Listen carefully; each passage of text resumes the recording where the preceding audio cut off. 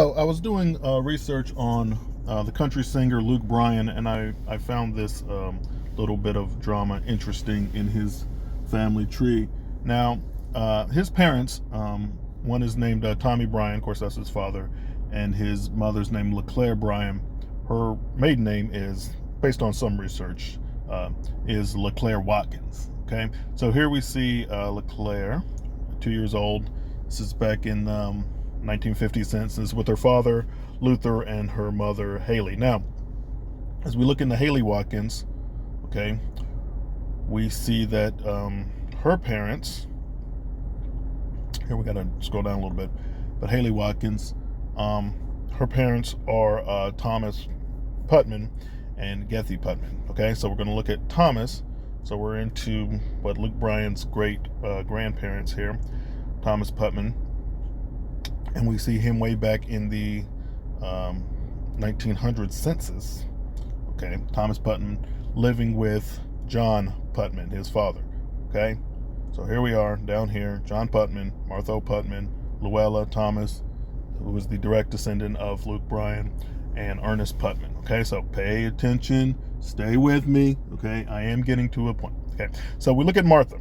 Okay, and Martha Putman, all right, still going back. So as you can see, you can go way back on Luke Bryan here. Her father, let's see, her father is a man named Thomas Lane. Now, doing a little research on Thomas Lane, we find that he's a Civil War veteran with the Confederacy. Okay, so he's, as you can see, he has this U.S. Confederate Soldiers Compiled Service List, and we'll click on that and see who he served with while he was in the war. The 33rd Infantry, probably out of Tennessee, as a private. Okay, so Thomas Lane fights in the war on the Confederate side, on the losing side, that is, and has to live with that, right? Has a daughter, Martha.